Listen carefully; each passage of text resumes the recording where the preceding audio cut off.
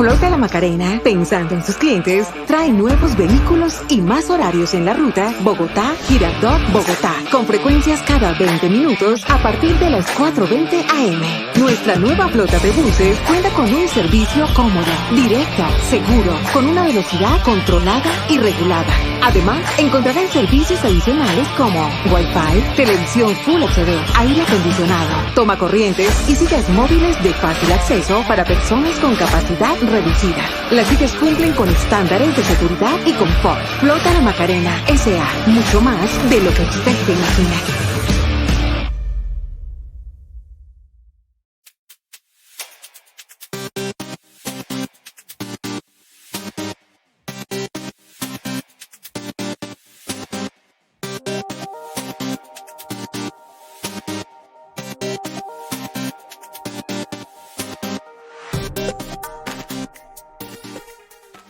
Despertando Conciencia.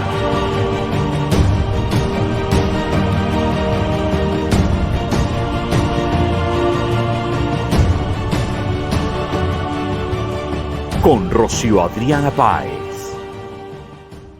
Muy buenos días, muy buenas tardes, muy buenas noches. ¿Cómo se encuentran? Espero que estén todos divinamente, que estén de maravilla, en medio de todo, ¿no?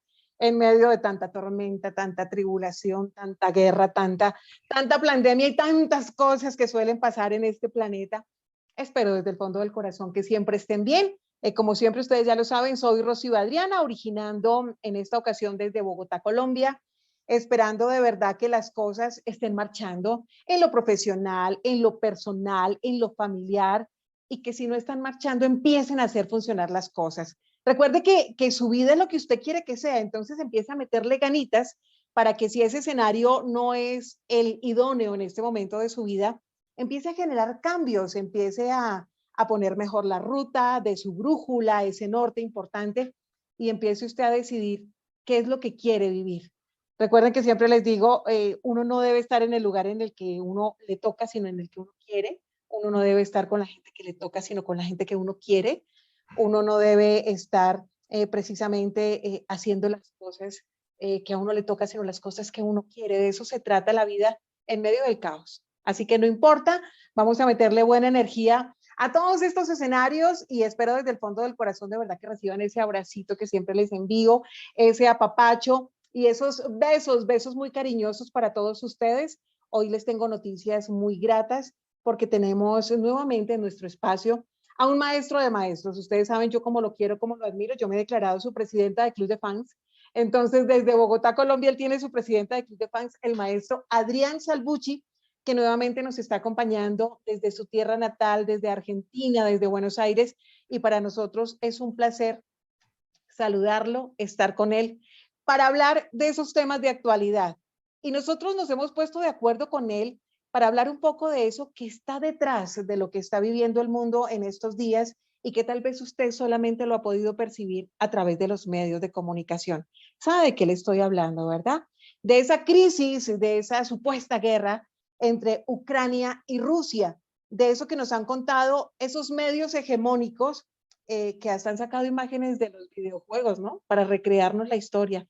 Y que muchos han caído en ese relato, en esa narrativa, y viven desinformados, tomando postura. Hoy todo el mundo anda con la banderita pintada de Ucrania en la cara, en los perfiles de las redes sociales, y todos son Ucrania. Pero entonces yo digo, como a veces somos de conveniente los seres humanos, ¿no? Hoy todos decidimos ser Ucrania y estamos olvidando que en este mismo instante en otros territorios también están siendo invadidos, están siendo bombardeados. Por ejemplo, ¿usted ha pensado en este instante qué está pasando en Palestina? ¿Sí? En Palestina no paran de suceder estas cosas y no veo a nadie pintándose la carita, apoyando a los palestinos. No veo a nadie diciendo, ay, terrible lo que vienen viviendo los palestinos desde hace tantos años. No veo a nadie señalando a los Estados Unidos diciendo, oiga, ustedes se han dedicado desde el escenario bélico a generar tanto dolor en el mundo. Hoy quiero que empiece usted a reflexionar desde ese escenario, porque el doble rasero a veces está arropando nuestra vida. Se vale que sintamos dolor por lo que pueda pasar en Ucrania, por lo que pueda estar pasando también con los rusos, porque están siendo perseguidos, están sufriendo un apartheid una cosa grotesca en todo el planeta, están siendo víctimas de sanciones no solamente económicas, en los deportes los han sancionado, ustedes recuerdan que ya en un programa lo hablamos, en las redes sociales se está siendo sancionados, están recibiendo sanciones, discriminación, segregación desde todos los escenarios. Así que hoy la invitación para hablar de este numeral detrás de Ucrania-Rusia, quiero que usted haga la reflexión de si de verdad está siendo informado o solamente usted se está limitando a recibir eso a través de la radio, de la prensa escrita, de la televisión, de esos medios a los que solamente les interesa contarle a usted lo que a ellos les favorece, no la absoluta realidad, que es lo que deberían hacer los periodistas, lo que hacemos desde este escenario, yo como periodista, desde la veracidad y no desde intereses particulares. Así que con este numeral vamos a recibir a nuestro maestro Adrián Salvucci. Adrián, qué rico tenerlo nuevamente en nuestro espacio. ¿Cómo va Buenos Aires? ¿Cómo va Argentina? Hola, ¿qué tal? Un verdadero gusto. Muchísimas gracias por esta invitación y es un placer verte nuevamente y poder platicar sobre estos temas que hoy son de tanta fundamental actualidad porque probablemente se esté jugando el propio destino de la humanidad para las décadas, quizás siglos próximos. Pues así es, Adrián. Ya vamos para 2 meses desde que arrancó este escenario de Ucrania con Rusia. Y la verdad hemos visto de todo, como lo decía hace un momento. Hemos visto recreación de videojuegos, hemos visto muchos videos que curiosamente no los vemos grabados directamente de las personas que están en Ucrania, ¿no? Sino de agentes externos. Tal vez la pregunta en este momento para Adrián Salvucci desde Argentina es, Adrián, ¿estamos siendo víctimas en el mundo de una guerra que no exactamente se originó entre Ucrania y Rusia, sino que viene creada desde los intereses de Occidente, Adrián? Bueno, innegablemente es así. Tenemos que partir de la base que, en primer término, esta es una guerra que tiene 3 niveles. Es una guerra híbrida, como se dice hoy en día. El nivel más evidente, que es el que es exagerado y falsificado inclusive por los medios occidentales, es una guerra militar. Es un conflicto militar muy duro, seguramente como cualquier conflicto militar. En segundo término, para mí lo más importante es una guerra psicológica, la Tercera Guerra Mundial, que no empezó el 24 de febrero, empezó mucho antes. La Tercera Guerra Mundial es por sobre todo una guerra psicológica donde se busca destruir, debilitar y controlar las mentes ajenas a través del engaño y a través de un debilitamiento general del sentido de voluntad y el sentido de independencia de las poblaciones en todas partes del mundo. Que dejen de pensar con el cerebro propio y que empiecen a pensar con el cerebro de CNN, el New York Times, el Washington Post, The Economist, un poquito a la derecha, un poquito a la izquierda de todos estos medios para acomodar a todo el mundo, pero que todos llevan a un único objetivo, que es preparar su visión de las cosas. Y en un tercer nivel, y lo estamos viendo con efecto muy interesante, es una guerra económica, porque inmediatamente después del 24 de febrero, las potencias occidentales han tomado una serie de medidas de sanción económica contra Rusia, que en alguna medida Rusia muy inteligentemente ha tomado una serie de medidas que no eran las previstas por Occidente y están descubriendo que se han disparado en el pie, por así decirlo.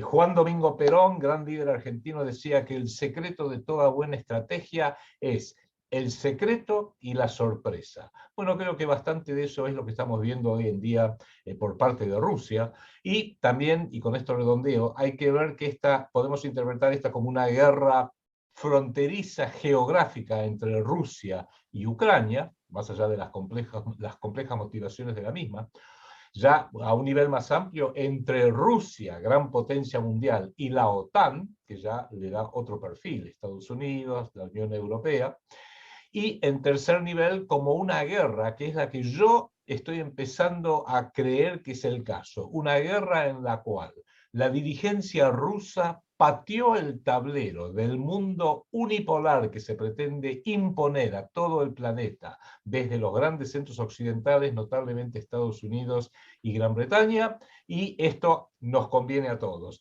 Como dijo un amigo mío el otro día, es increíble, le van a tener que dar a a Vladimir Putin el premio Nobel de Medicina, porque parece que está terminando con la pandemia. Parece que estas medidas hicieron que ya rápidamente los poderes fácticos de Occidente dijeran, bueno, tenemos otros problemas. Vayan cerrando lo de la pandemia, porque tenemos un problema mucho más peligroso y mucho más preocupante, que es lo que se ha desatado precisamente entre Rusia y Ucrania.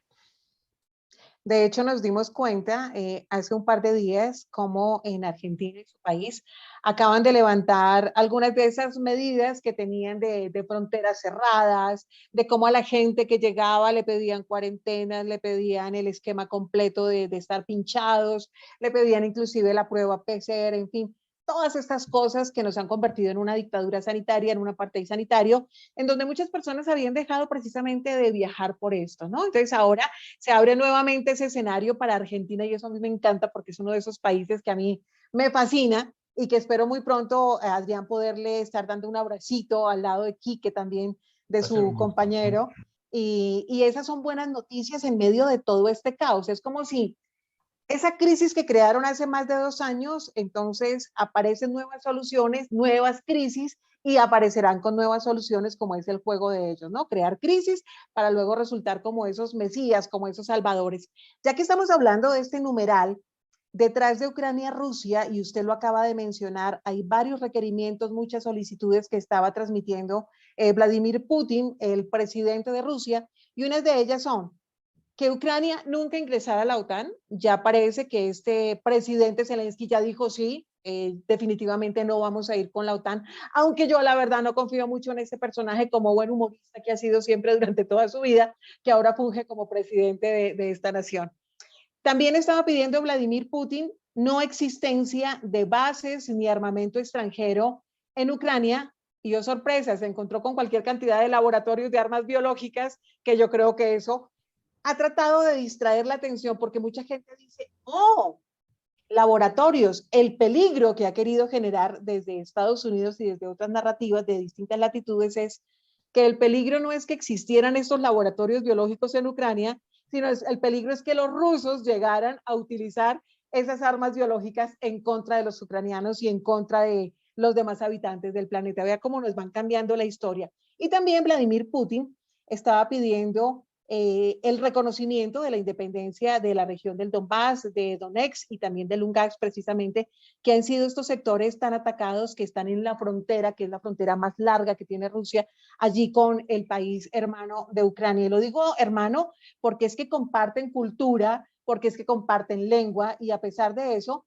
se dedicaron los de Occidente a crear un enfrentamiento entre eslavos contra eslavos, ¿no? Así de sencillo los están atacando y esa es la guerra que se ha venido creando.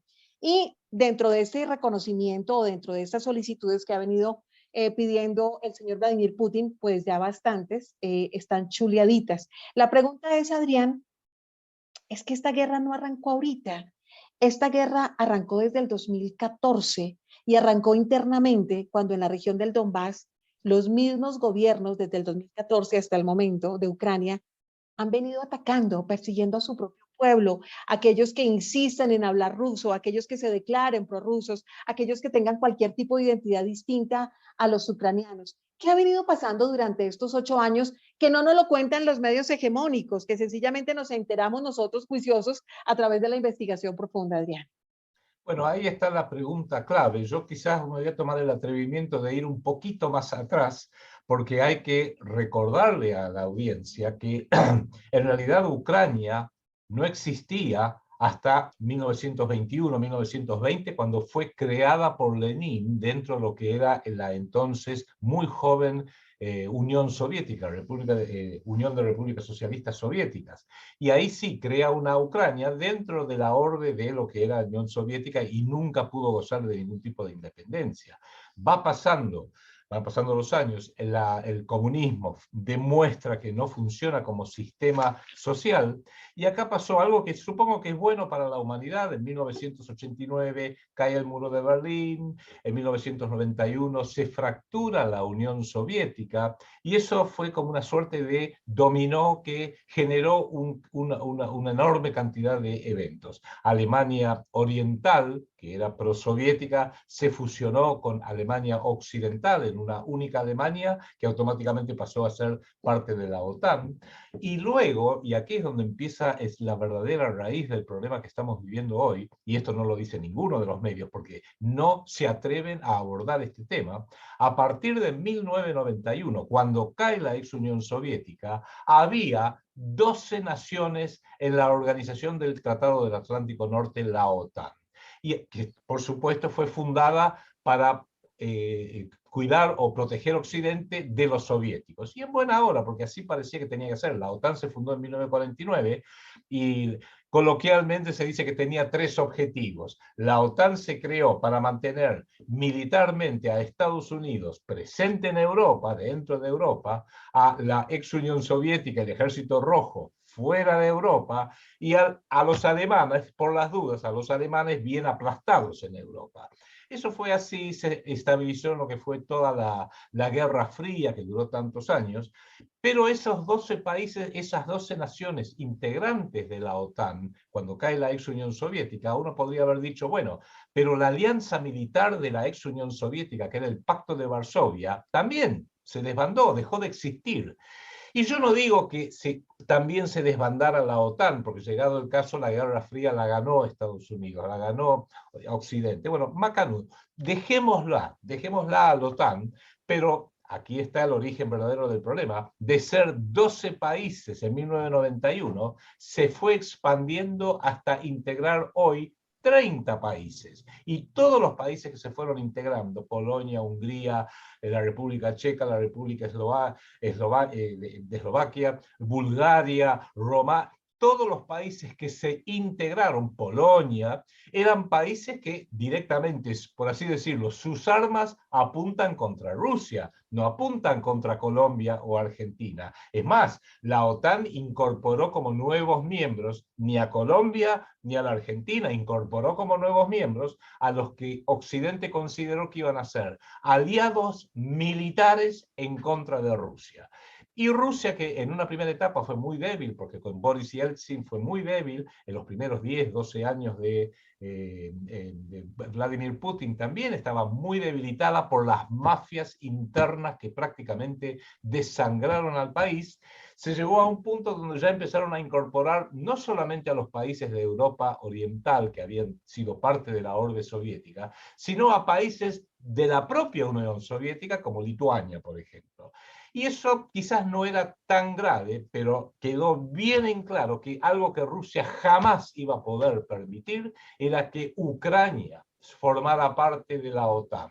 Y dio ejemplos una y otra vez. Vladimir Putin, el canciller Lavrov y muchos voceros y opinólogos y expertos de Rusia, de que sería lo mismo como si la Rusia actual colocara bases militares en Monterrey, México o en Canadá. Sería totalmente inaceptable para Estados Unidos y en buena hora, porque eso es comprensible, como era inaceptable para la ex Unión Soviética cuando Nikita Khrushchev, que era ucraniano, pretendió instalar misiles nucleares en Cuba en 1962. Están por cumplir justo 50 años. Y reaccionaron, John Kennedy reaccionó y los soviéticos dijeron, vamos a pegar la vuelta y nos volvemos para la ex Unión Soviética.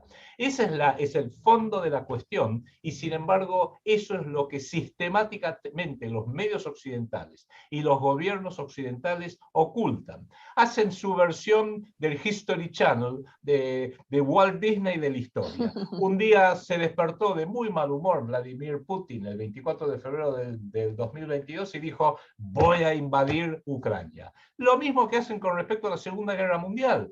Europa estaba en paz, estaba todo hermoso, hasta que un día el señor Hitler se levantó de muy mal humor el 1 de septiembre de 1939 y dijo, voy a invadir Polonia. Y falsean todo, creando solamente fuera de contexto una parte de la historia y por supuesto desinformando, confundiendo, omitiendo y no analizando, ni mucho menos debatiendo, cuáles son los verdaderos los ejes precursores a la Segunda Guerra Mundial, ya que di el ejemplo, pero mucho más importante, a esta crisis que se desató entre Rusia y Ucrania a partir formalmente del 24 de febrero, pero que tiene larga data, el año 2014, como vos bien has explicado, que se trató una y otra vez por parte de Rusia de llegar a un acuerdo, pero Ucrania, apoyada, empujada, fogoneada por las potencias occidentales, atacó a Luhansk y al Donetsk, pero con 14 a 15.000 muertos civiles. De eso nunca se habló, de eso nunca se informó nada, como si no existiera. Y ahora a partir de sí, los eventos de esta operación especial militar que lanzó Rusia hace un mes y medio,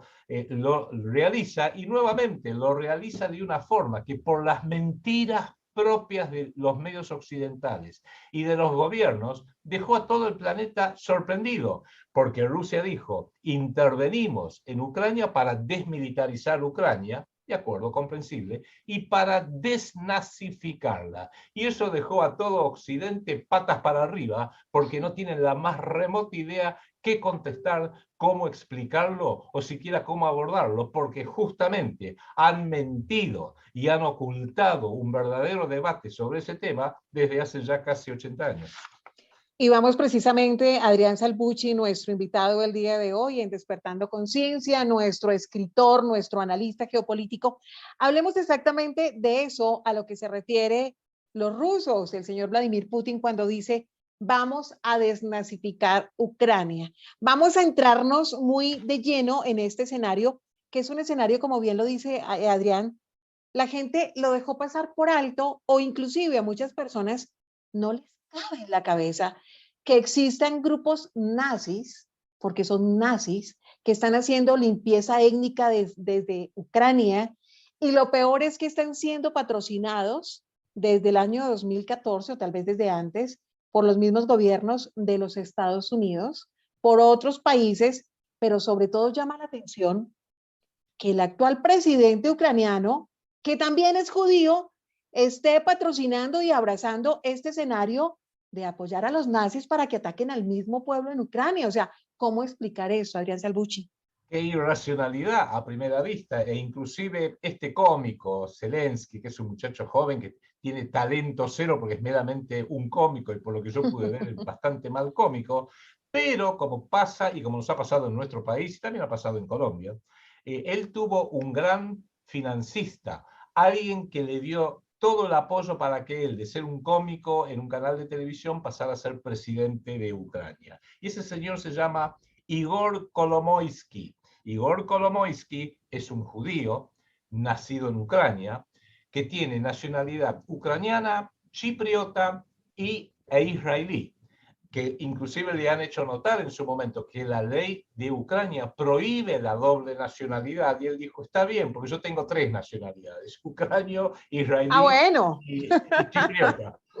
O sea, a través del engaño podrás hacer la guerra, que es el eslogan del Mossad, sin ir más lejos. Pero justamente lo que ahí es cuando se complica aún más el tema, porque uno podría decir, bueno, Zelensky fue una revista, llegó como sea, pero no, Zelensky llegó con enorme apoyo y lo sigue teniendo porque lo siguen apoyando. Y creo que ahí no hay que buscar en Zelensky que sea ningún gran prócer ni ningún gran genio, sino que los poderes fácticos financieros, de los cuales el mascarón de proa es Igor Kolomoisky, que es el dueño de 4 canales de televisión allá, la red 1+1, la red 2+2, la red TET y después Ukraine Today.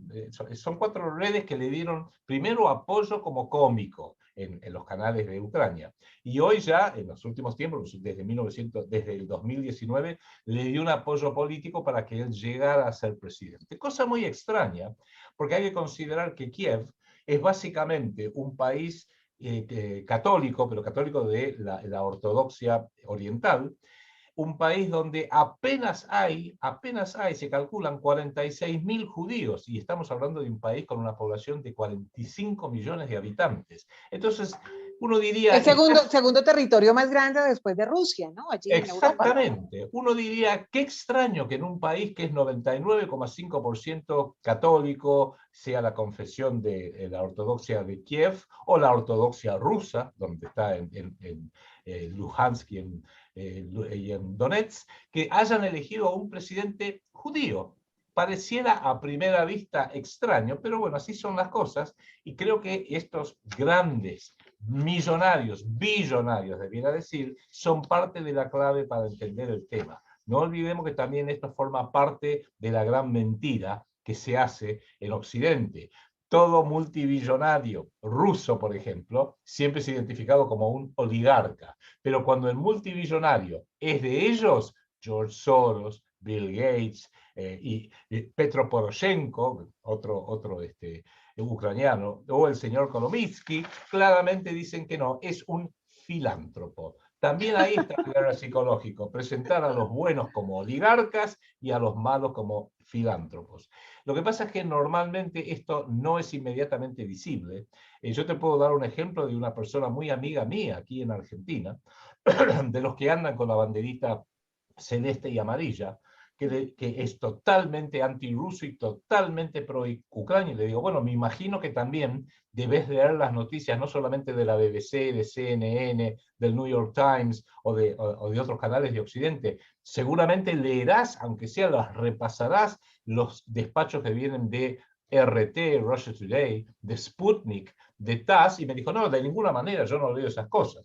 O sea, ya han logrado, y creo que estos 2 años de pandemia han logrado descerebrar, zombificar e idiotizar a las grandes masas de Occidente, de manera tal que no piensan con el cerebro propio, aunque se pusieron un barbijo acá, lo que se han puesto en realidad es un barbijo acá, es una máscara, no ven las cosas como son, entonces son muy fácil de engañar. Para mí esa fue una de las principales metas y objetivos de los 2 años catastróficos que ha vivido la humanidad.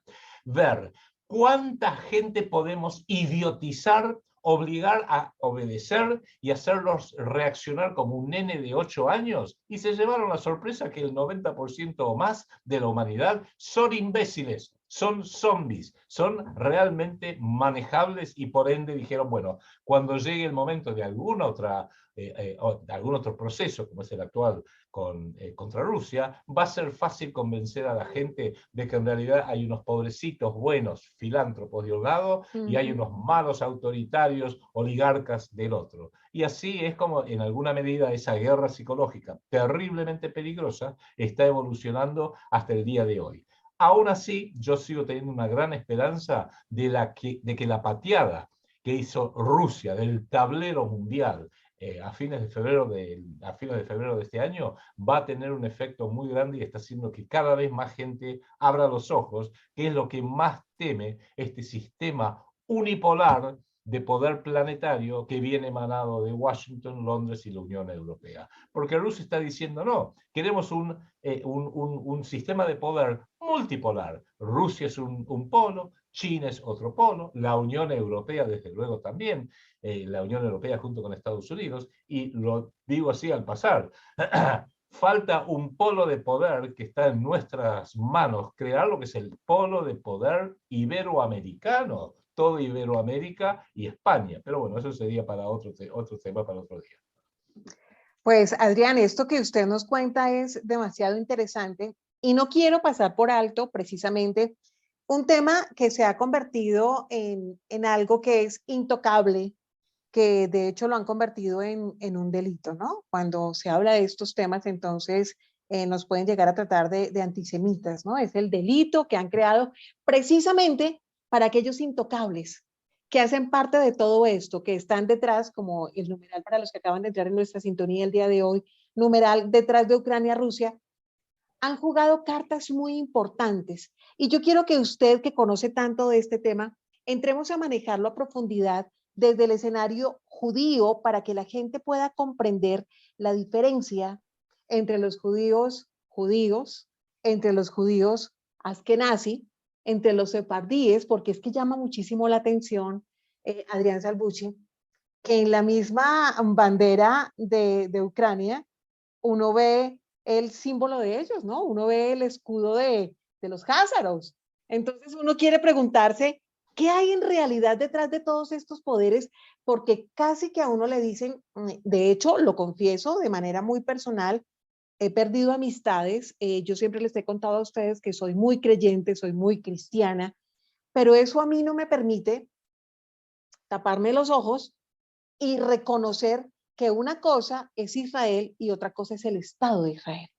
Otra cosa es lo que ellos están ejerciendo, no solamente en Ucrania, sino lo que vienen manejando esos tentáculos en el mundo entero. Hablemos de ese escenario y contémosle esa diferencia entre los unos y los otros para que nuestros online oyentes, online televidentes, lo comprendan y no se dé para malas interpretaciones, Adrián.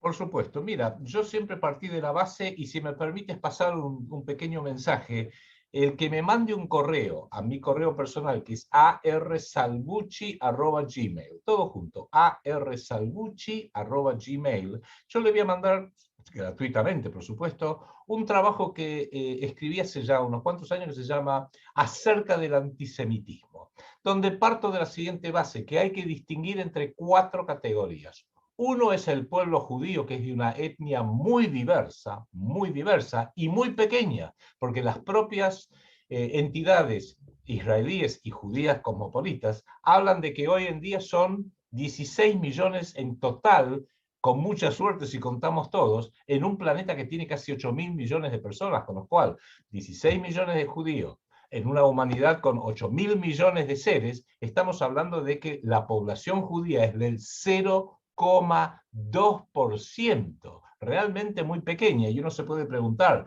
¿es democrático que un grupo tan pequeño detente tanto poder? Pero sigamos. Primero es el pueblo judío, segundo es la religión judía, que también es una religión practicada por un grupo pequeño de personas. A mí la religión ajena no me molesta, yo soy católico, absolutamente católico, pero no me molesta que alguien enfrente sea judío o musulmán o budista. Tercer categoría, muy importante, es el sionismo, que no es un tema religioso, es una organización Político.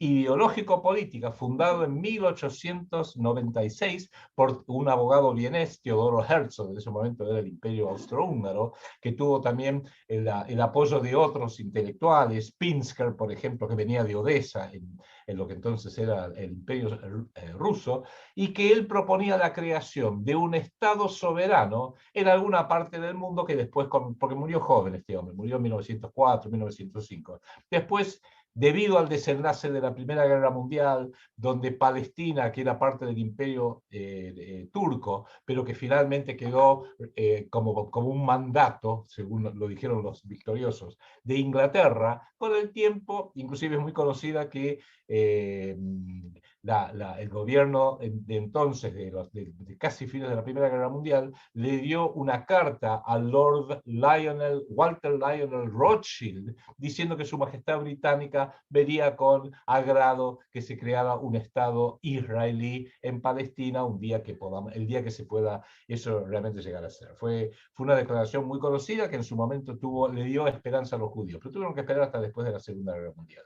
Y cuarta categoría, perdón, la primera es el pueblo, la segunda es la religión, la tercera es el sionismo, que es muy diferente, inclusive lo dijo Joe Biden hace unos años, no hay que ser judío para ser sionista, yo soy sionista, así nomás lo dijo, y es así, y todos los presidentes, se llaman George Bush o Barack Obama, Bill Clinton o Donald Trump, se han manifestado todos a favor del sionismo. Y la cuarta categoría es el Estado de Israel, que conocemos hoy, que está totalmente apoyado por las finanzas judías universales y por Estados Unidos, hasta el punto que Estados Unidos le ha cedido armamento nuclear, que es un secreto a voces, pero lo tiene en caso de que tuviera que tener un conflicto final con el pueblo musulmán en toda esa zona.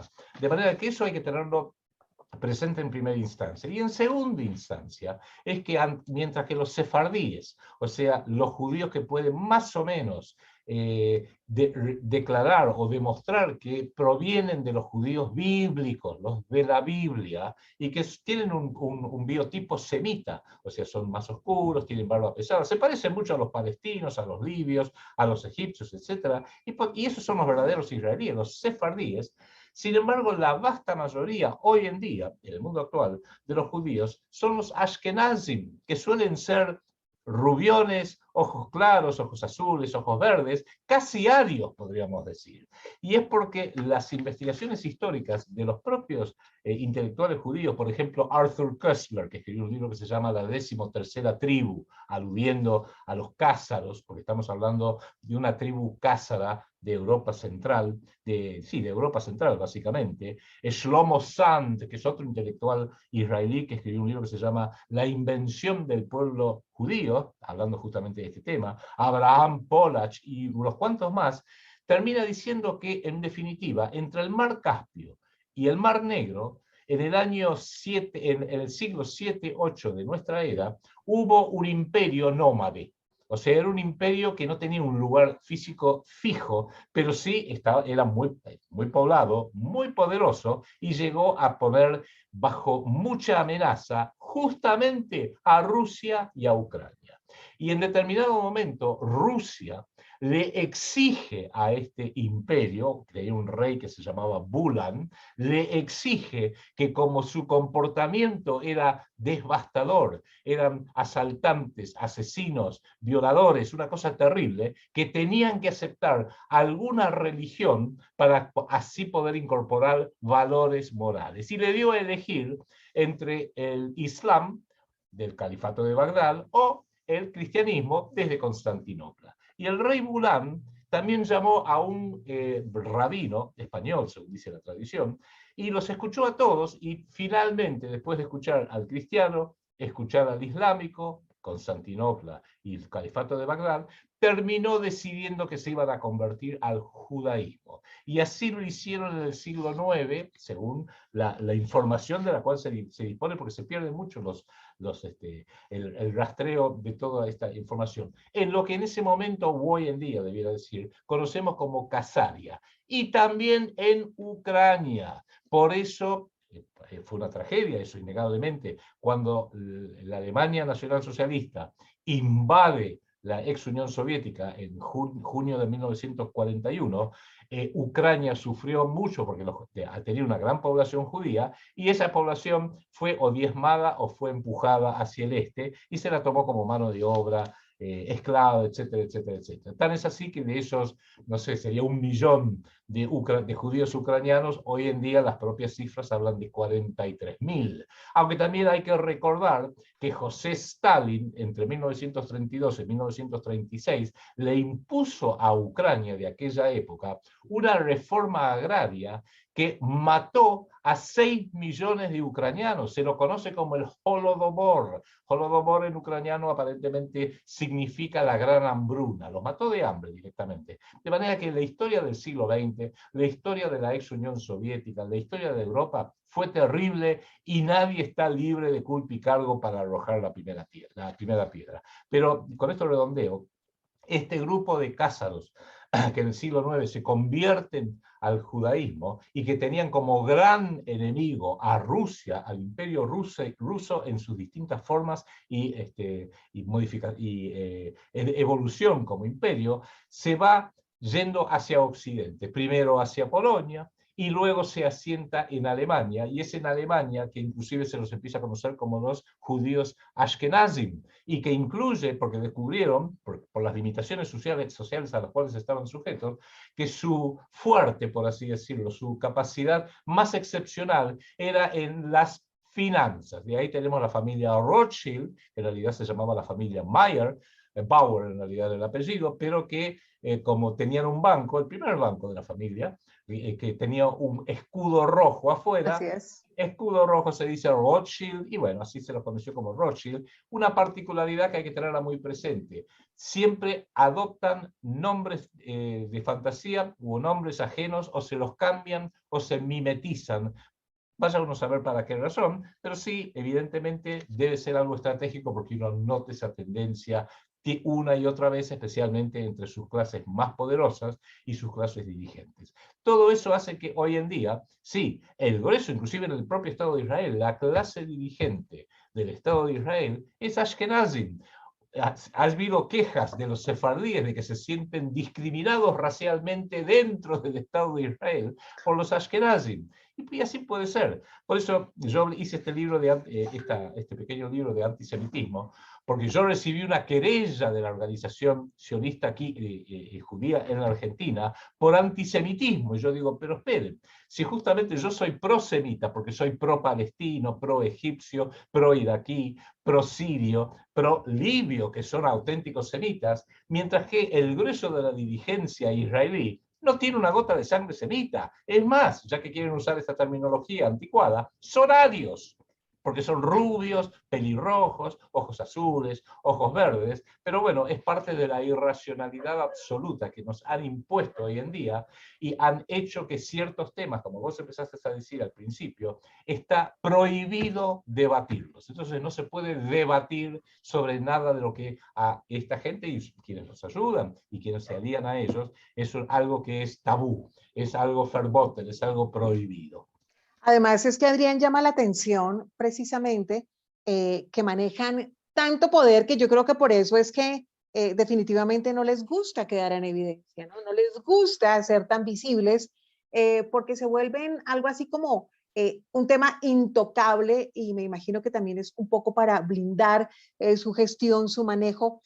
Escuchándolo todo lo que narra desde esta parte histórica, podemos decir entonces que este grupo de judíos askenazis son sionistas, obviamente, que no sería entonces hablar del mismo judaísmo, y serían este grupo de personajes, como usted bien lo decía, los encargados de manejar el poder en el mundo, empezando por la banca, por la deuda, por todo lo que controla precisamente al planeta, y eso nos lleva precisamente a entender que este mismo grupo controla el 96%, tal vez más, de los mismos medios de comunicación en Argentina, en Colombia, en el mundo entero, porque uno los ve que en toda parte están presentes, Adrián. Coincido plenamente contigo, pero sé que el tiempo es un poco tirano en esto, y para ir al tema principal, que es el que ha dejado al mundo con la boca abierta, cuando Putin dijo voy a desmilitarizar Ucrania y la voy a desnazificar. Desnazificar, ajá. Y todo el mundo dijo, pero ¿cómo van a desnazificar a un país que tiene un presidente judío? Es un absurdo. Y uno Así de sus es. grandes multimillonarios es justamente un judío que le dio todo el apoyo para que llegara al poder. Y ahí es donde hay que entender, yo hago una gran diferenciación, inclusive con el objetivo de poder plantearlo como un tema de debate cada vez más entre la opinión pública de todos los países. Una cosa son los nazis. Los nazis son esa imagen de historia ficción, esa imagen de Hollywood, de la lista de Schindler, del general de la SS malo que destripa a la gente, de una crueldad inimaginable, de una soberbia inimaginable, antihumana, etc. Es esa imagen de Hollywood. Hollywood está manejado en gran medida por Ashkenazim, digámoslo, enorme, que le ha dicho al mundo, los nazis son terribles y son despreciables. Y yo digo, exactamente, me parece muy bien, hay que despreciarlos y separarlo de lo que es el nacionalsocialismo, que fue la ideología que no solamente se impuso en Alemania y en Austria durante pocos años, en el siglo pasado, sino en buena parte de Europa, porque no olvidemos que hubo gente adscripta a la ideología nacionalsocialista en Francia, en España, bueno, en Italia, por supuesto, en la República Argentina. Juan Domingo Perón, en el fondo, fue un nacionalsocialista. Si uno analiza una de las bases de la doctrina peronista, era la tercera posición. No estar ni con un lado ni con el otro en la Guerra Fría. Y eso fue exactamente lo que hizo primero Italia a partir de 1920 y luego Alemania a partir de 1933. No dejarse fagocitar ni por los usureros parásitos con centro en Londres y Nueva York, pero tampoco dejarse fagocitar por los insectificadores, como decía Perón, con sede en Moscú, en la Moscú bolchevique. O sea, hacer algo nacionalista que sea según nuestro estilo. Bueno, eso es lo que creo que hoy requiere un debate, porque justamente el nacionalsocialismo se nutrió de la filosofía muy poderosa germana, de Schopenhauer, de Nietzsche, del propio Hegel, de la música de Bach, de la música de Wagner y Richard Strauss, de todas unas corrientes de la ciencia ni hablar. A ver, Los norteamericanos llegaron a la Luna gracias a Wernher von Braun, vamos a decir las cosas como son, y los aviones a reacción. La Argentina fue uno de los primeros países de tener un avión a reacción, inmediatamente terminada la Segunda Guerra Mundial, porque se le dio refugio a un científico que se llamaba Kurt Tank, que fabricó el primer avión caza a reacción aquí en Latinoamérica, aquí en la Argentina. Evidentemente, se llevaron a muy buenos científicos que trabajaron tanto para los norteamericanos como para la ex Unión Soviética, y también unos poquitos para la Argentina y la India también se fueron muchos. De manera que hay que distinguir entre la irracionalidad hollywoodesca, de decir, ¿cómo vas a aceptar o siquiera querer hablar de los nazis? Lo cual estoy de acuerdo, sí, realmente esa imagen de Hollywood es absurda. Perfecto, hablemos del nacionalsocialismo. Y creo que en eso lo que hizo Vladimir Putin está muy inteligente, porque en Ucrania lo que vemos son nazis. Andan con esvástica, matan a gente, asesinan a gente, han hecho las cosas más terribles, pero esto que acabo de decir ayuda a explicar por qué el batallón Azov, que es el más nazi de todos, que Así está es. financiado por el gobierno de Ucrania, tiene entre otras cosas un batallón que se llama el batallón de los 100 judíos, que lo dirige un tal, claro, lo dirige un tal, creo que es Joseph Nathan o algo por el estilo. El vicejefe de la policía de Kiev es judío. Ahí empezamos a entender por qué en un país que supuestamente tendría que ser antinazi, sin embargo tiene su base nazi. Y termino diciendo lo siguiente, que a mucha gente le va a caer mal, pero es así. Porque ese nazismo fabricado por Hollywood de una crueldad inmensa, es exactamente lo que ha inspirado buena parte de la derecha israelí. Ariel Sharon, Menachem Begin, Benjamín Netanyahu, Ayelet Shaked, que es una joven diputada que dijo la mejor forma, habría que asesinar a las madres palestinas para que no den a luz a futuros terroristas. Golda Meir, que dijo que los palestinos directamente no existían. El movimiento Kahan de Baruch Goldstein, y ni que hablar de muchos más que están inclusive presentes hoy en día, Rafael Pérez de Jewish Home, Avigdor Lieberman, son de la ultraderecha nazi, porque el Estado de Israel hoy está gobernado, probablemente desde siempre, por auténticos nazis al estilo de Hollywood. Entonces yo creo que lo que dijo Vladimir Putin en febrero tiene razón, es necesario desmilitarizar y desnazificar a Ucrania. Ahora, si se quiere seguir hablando intelectualmente de todo esto, hablemos del nacionalsocialismo. Tal cual, Adrián Salvucci, creo que es la perfecta radiografía de lo que sucede, no ahora, sino desde hace muchísimo tiempo, y que ahora vemos las consecuencias, ¿no? Y que mucha gente, obviamente, no lo quiere ver o sencillamente, como se nutren de los medios tradicionales, pues sencillamente no van a ver más allá porque no investigan, no cuestionan. Estamos tocando el escenario de Vladimir Putin. A mí me surgen preguntas frente a esto que está sucediendo. Yo también quisiera tener la fe y la esperanza de que lo que está pasando entre Rusia y Ucrania tiene que ver con un poco la liberación y que pudiera ir en contravía de toda esta Agenda 2030 del nuevo orden mundial. Pero también me surgen dudas y yo digo, me acuerdo del señor Klaus, precisamente del Foro Económico Mundial, cuando mencionó que Putin era de su semillero también, de los líderes que han puesto en el mundo, y entonces empieza como a dañárseme la cabeza y digo, ¿no será que Vladimir Putin en este momento, yéndonos así como abogados del diablo, puede estar participando desde este escenario para agilizar ese gran reseteo del que todos hemos venido hablando, Adrián? Bueno, esta es la pregunta clave, que es la pregunta que yo también me hago permanentemente todos Que los me días. desvela, me desvela. Claro, porque en geopolítica y en temas tan complejos no hay, esto es importante que lo digamos, no hay bandos de buenos de un lado, malos del otro. Si yo estoy en contra del sistema de la Agenda 2030, como lo estás tú y lo estoy yo y lo está mucha gente que te está viendo, sería muy fácil decir, bueno, pero Vladimir Putin nos va a salvar. No, no, no, no, no, no, no. Hay que ver que en definitiva hay intereses y hay valores también. Para mí es muy importante el hecho de que Vladimir Putin volvió a activar los valores del cristianismo, de la Iglesia Ortodoxa con sede en Moscú, y también con bastante simpatía de la Iglesia Ortodoxa en Kiev, que es más parecida al catolicismo todavía, que tiene un asesor que tuve la suerte de conocerlo y hablar mucho con él, Alexander Dugin, que también tiene un enfoque que está basado sobre valores. Y recuerdo que creo que fue en diciembre, Vladimir Putin dijo públicamente algo que choqueó a todo Occidente. Dijo que la base de la familia rusa es la familia.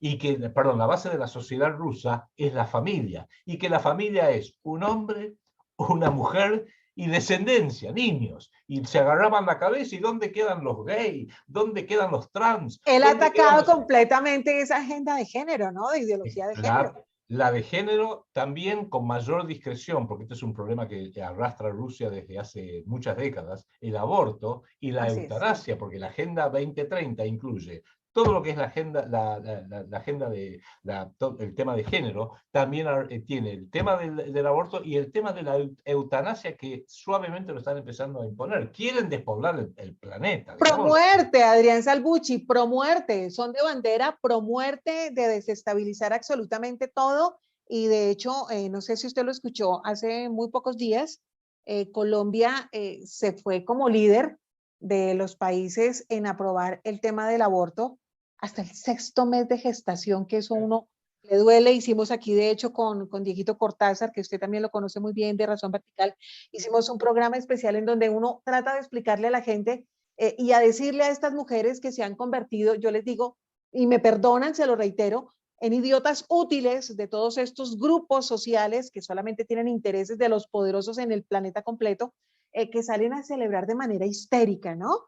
La autorización para matar a sus bebés dentro del propio vientre, que el vientre de la madre debería ser el lugar más seguro para estos niñitos, pero no, y ellas salen de manera eufórica a celebrar, haciendo escándalos y eso, pero de otro lado, están todo el tiempo señalando, atacando y condenando a los hombres con el tema de los supuestos feminicidios, y obviamente yo por estos días me sorprendía mucho porque encontré otra noticia de lo que pasó con Lucio en Argentina. Usted recuerda a este niño que acaban de encontrar en las pruebas de ADN en los juguetes de este par de señoras lesbianas, una de ellas la mamá del niño y la otra que era su pareja, cómo lo violaban, cómo abusaban de él sexualmente, y aparte de eso, no contentas con eso, con agredirlo todo el tiempo solamente por su condición de hombre, de macho, como le decían, lo mataron.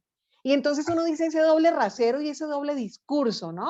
De estar condenando a los hombres por asesinos, por feminicidas, pero resulta que yo sí puedo matar a los hombres, yo sí los puedo violentar y sí los puedo atacar. Entonces, ¿dónde está la coherencia? Porque se han convertido en fichas de estos movimientos que son patrocinados por todos estos poderosos que tienen una agenda a la que nos están llevando precisamente, Adrián. Tomemos, por ejemplo, a alguien que se llama Grigory Schwartz, que alguien diría, ¿quién es Grigory Schwartz? Perdón, todos lo conocemos como el filántropo George Soros, que financia en todos los países agendas a favor del aborto, agenda agenda de género y también la eutanasia como lo está haciendo ahora. En definitiva, lo que hay que entender es que están creando y llevando al poder, porque los están encumbrando para que tengan posiciones de poder, o poder formal en el Estado, o poder formal en las empresas, o poder formal en las calles, a los más degenerados. Y la forma más fácil de degenerar a una persona, lamentablemente, es a través de lo sexual. Esto ya es conocido desde la época de Freud, que no es santo de mi devoción, pero debo admitir que en esto tenía razón. La base sexual mal dirigida, mal procesada, distorsionada, enloquecida, llegado el caso, es la mejor forma de hacer que todo un pueblo termine siendo loco. Antes eran minorías que terminaban en un manicomio, que terminaban encerrados. Hoy están ocupando los puestos clave dentro del Estado. Y eso es lo muy peligroso. Por eso, con la plata se pueden financiar las campañas de los que hoy gobiernan Argentina, los que gobiernan Colombia, y por supuesto el señor Zelensky que gobierna Ucrania. Precisamente, Adrián, hablando de todos estos temas, recuerden que nuestro numeral para que ustedes participen en nuestro chat que está activo desde el inicio del programa es numeral detrás de Ucrania-Rusia. Nos cuenten si sabían esto, qué más han podido investigar detrás de lo que hay de verdad en esta guerra de Ucrania-Rusia. Hablemos, porque no podemos dejar de lado al señor Hunter Biden, no lo podemos dejar de lado cuando estamos hablando qué está detrás, qué intereses hay. Ya sabemos que desde el 2014 millones de dólares fueron entregados a Ucrania para promover estos grupos nazis, precisamente para que atacaran al mismo pueblo y para que hasta la fecha siguieran haciendo la tarea. Sabemos que el señor Biden, su hijo, ha liderado tal vez la empresa más importante de gas de allí en Ucrania. Pero también en los últimos días ha salido inclusive CNN, que es uno de estos canales que uno diría, ¿cómo lo están tocando? Ya se atrevieron a decirlo. El computador, el iPad del señor Biden, de Hunter Biden, ya está listo para estarlo revisando porque se han encontrado muchas cosas, no solamente de corrupción, de este hombre que es drogadicto, que esa es otra de las partes, ¿no? En la que nos quieren mantener controlados a los seres humanos, entre más drogados, más controlados, ¿no? Por eso el tema de tanto de la premura de ellos también de aprobar las drogas en todo el planeta, ¿no? Entonces, drogadictos, mucho sexo, mucha muerte, mucho aborto, mucha eutanasia, inclusive eugenesia, que también va de la mano con todos ellos, y perfecto, están felices para controlarnos y para el sometimiento total. Hablemos de este personaje. ¿Cuál es el papel de él? Porque es que además también se menciona en su participación con los laboratorios biológicos, Adrián. Es una pobre persona que está absolutamente perdida, pero ahí tenés un ejemplo de cómo un hijo nada más y nada menos que del entonces vicepresidente, hoy vicepresidente Joe Biden. Hoy presidente. Claro, hoy presidente terminó siendo un degenerado total. Él, en los años, cuando su papá era vicepresidente, consiguió gran financiamiento de la mayor empresa de gas de Ucrania, entonces, que es la Burisma Holdings, creo que se llama, y cuando lo hizo prometiendo favores, porque yo hablo con el tipo grande de arriba, aludiendo al vicepresidente, obviamente.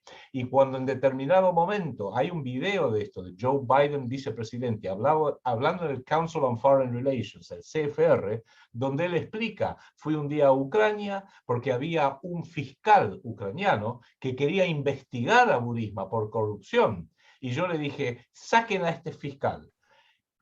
Saquen este fiscal porque si no los $1.000 millones que les íbamos a dar no van a venir. Y dice que...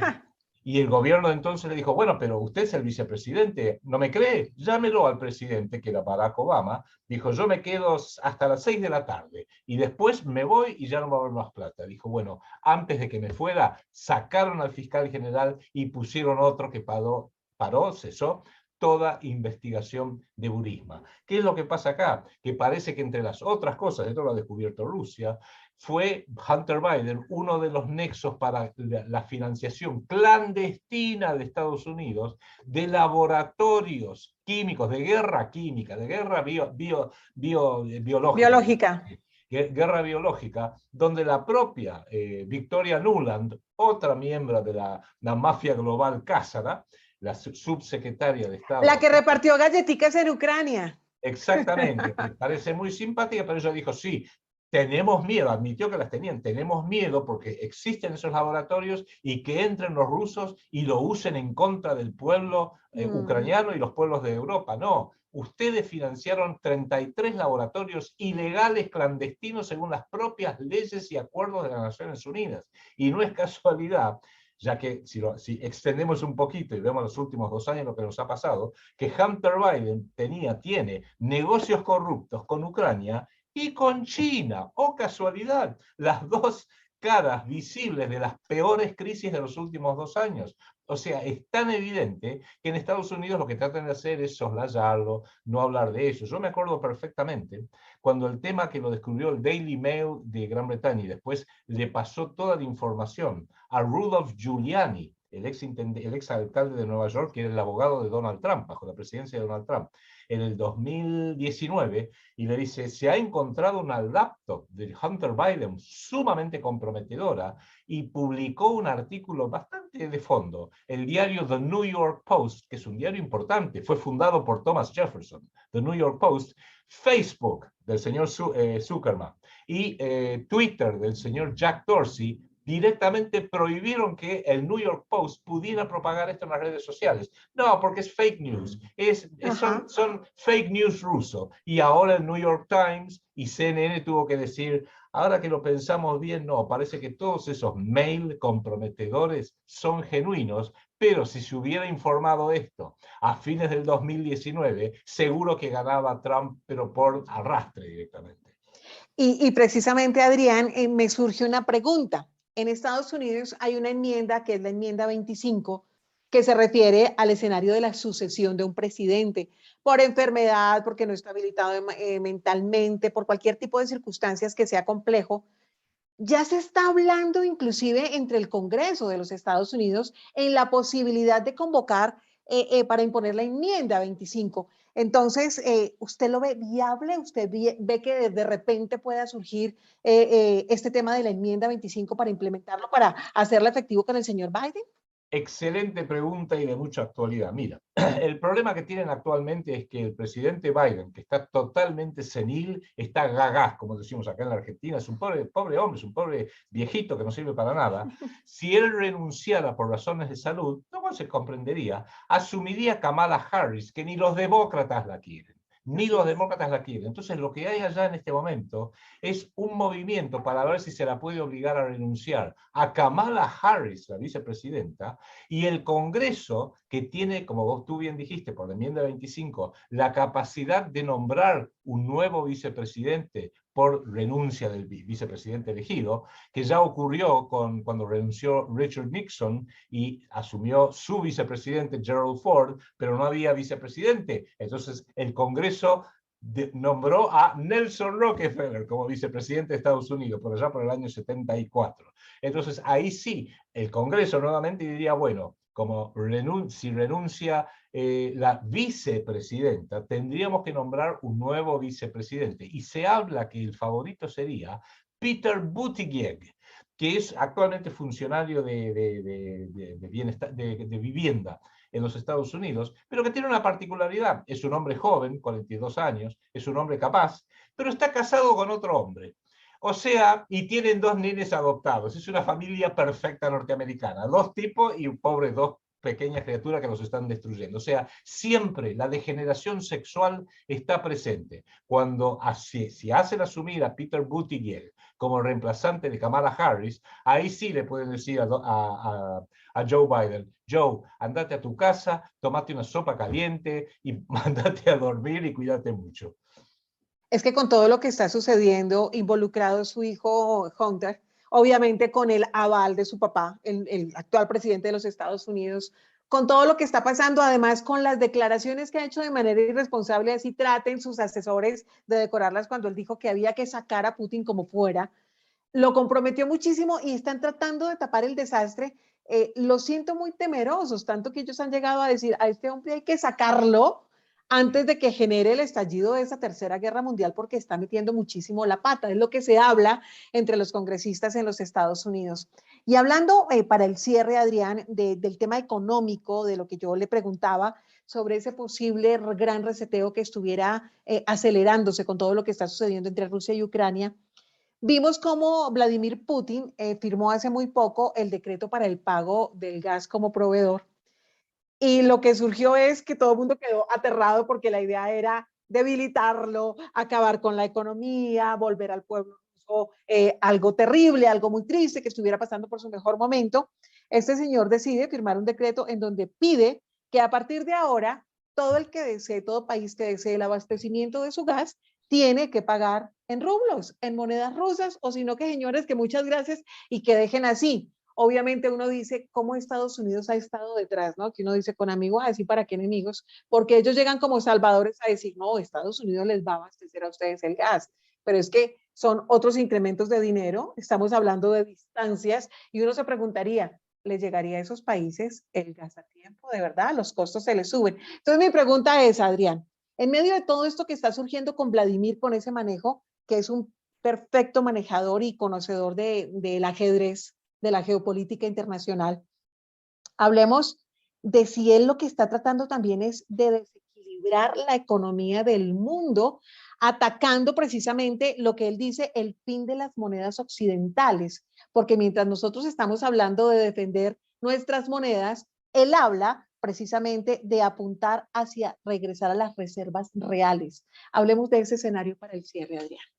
Mira, en realidad ese sí es un tema bastante complejo que me encantaría, si tú algún día quieres, hablarlo en un programa casi específico de lo que es la moneda soberana. Pero lo que le ha dado una gran sorpresa a Occidente es que Rusia, y creo que esto lo vienen planeando desde hace mucho tiempo con China, pareciera que Rusia tiene reservas de 12.000 toneladas de oro, y China tendría reservas de casi 20.000 toneladas de oro. En el caso de China, tiene mucho que ver con los Rothschild. Cuidado con esto, mucho cuidado con esto.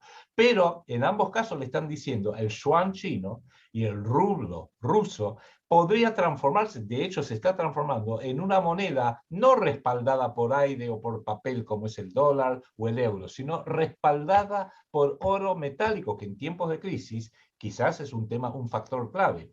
Llegado a ese punto, hoy en día el drama que tiene Occidente es que esto no lo vio venir. Y esto está haciendo que la moneda, el rublo, pase a tener otra función. Y hace que todas las sanciones, que no fueron tanto solamente económicas, fueron sanciones monetarias y sanciones económicas, ahora sí le está trayendo un problema grave al propio Occidente. Esto hay que saberlo, hay que tenerlo visto porque es una jugada maestra que ha tomado nuevamente sorpresa, secreto y sorpresa, ha tomado por sorpresa a las potencias occidentales, donde el dólar está cada vez más débil, por razones obvias, el petrodólar, el mercado del petrodólar probablemente se esté disolviendo en este preciso instante, y el euro, que parece muy fuerte, pero la Unión Europea, esta es mi opinión, tiene fecha de vencimiento, como cuando vas al supermercado y compras un yogur, te fijas en la fecha de vencimiento.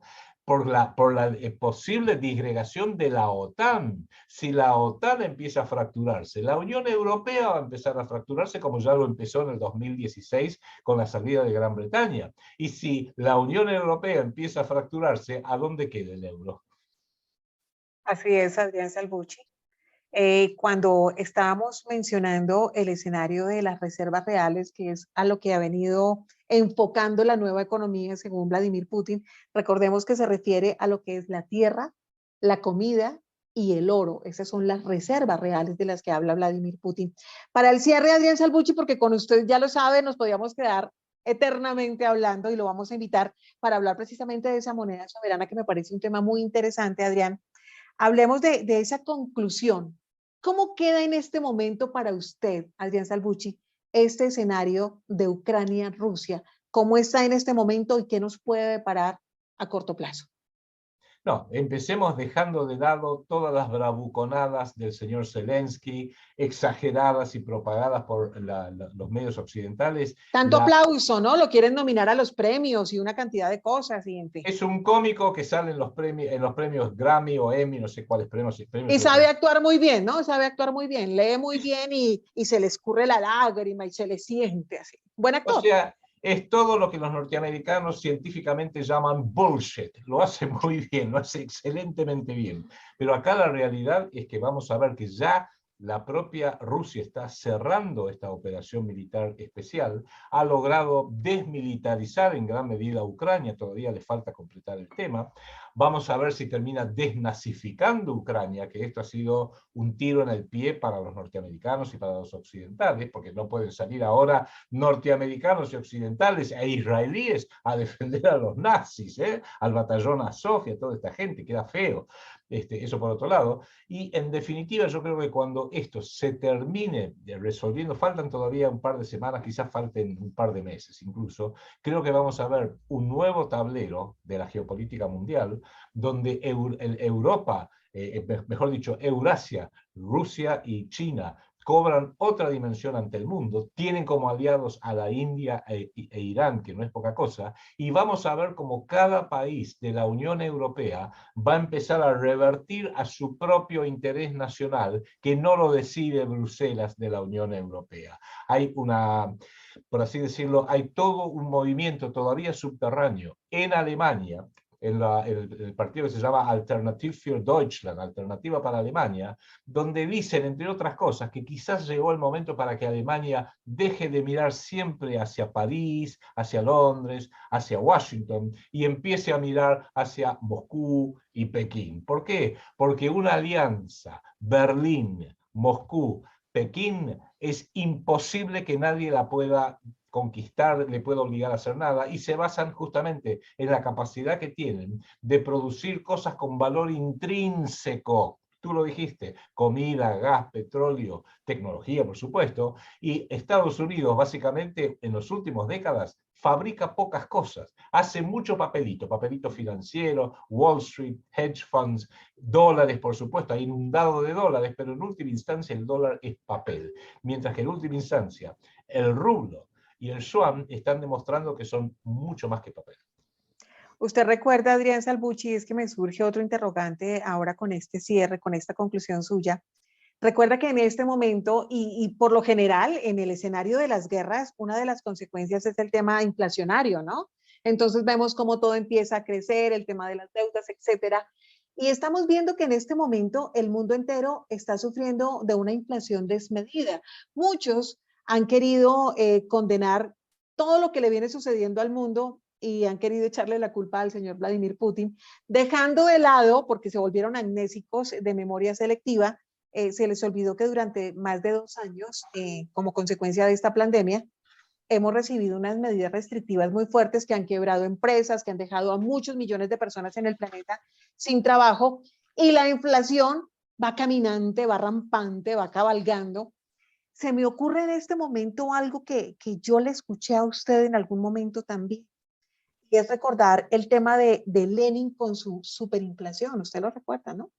El tema de su superinflación precisamente para acabar y para arrasar con todo lo que tiene que ver con la propiedad privada. Estamos hablando en su momento de Rusia. ¿Qué tiene que ver eso precisamente? ¿Se podría conectar con lo que está sucediendo en este momento? Y eso ayudaría muchísimo para que estos amiguitos de la tal Agenda 2030 y todos sus intereses mezquinos, miserables con nosotros, pudieran llegar a cumplir sus objetivos. Bueno, la mafia Casada global, justamente a través de su sistema bancario, es el que inventó no solamente la especulación parasitaria, sino también la inflación. Si algún día pudiéramos hacer contigo ese programa sobre la función de la moneda soberana, las distintas funciones de la moneda, sería muy interesante abordarlo. Porque la gente no entiende cómo funciona la moneda, no entiende por qué un papel $100 que hoy vale tanto, de repente es inflacionado. ¿De dónde viene la inflación? La inflación nos han hecho creer que viene eminentemente de algún banco central o algún casa de la moneda que empieza a emitir billetes y los emite como acá en Argentina. Y hay algo de verdad en eso, porque esa emisión es muy visible. Emiten billetes, y uno se da cuenta el hombre común viendo la cantidad de billetes que hay en la calle. Pero la principal causa, el origen ulterior de la inflación es el dinero ficticio bancario, que lo crea todo el sistema bancario. Mira, te doy un dato y si quieres lo podemos dejar picando para otra oportunidad. Perfecto. El Producto Bruto Interno del planeta Tierra, o sea, la capacidad de producción, de trabajo, de bienes, de servicios, de activos, de todo el planeta Tierra, todo, incluido el narcotráfico, porque hay que incluir también la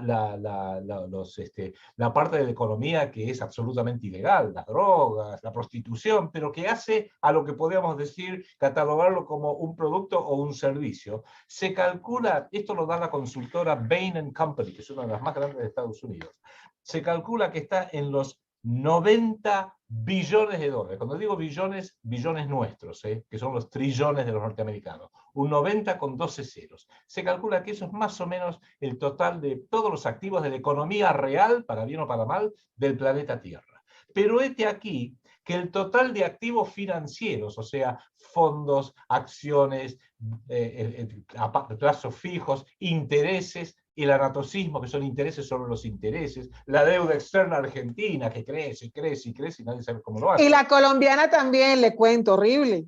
Y la colombiana también. Esa cifra se estima en 900 trillones de dólares, o sea, 10 veces más. Entonces, que alguien me explique, por favor, cómo es que habiendo activos físicos identificables que los puedo tocar por 90 billones de dólares, de repente el sistema bancario, el sistema financiero planetario, que funciona 24 horas por día sin cesar, tiene 10 veces más, tiene 900 billones de dólares. Y ahí está el secreto, ahí está la trampa, porque así es como se llenaron de plata los Mark Zuckerberg, los George Soros, los Bill Gates, Goldman Sachs, Larry Fink del fondo BlackRock, y así sucesivamente.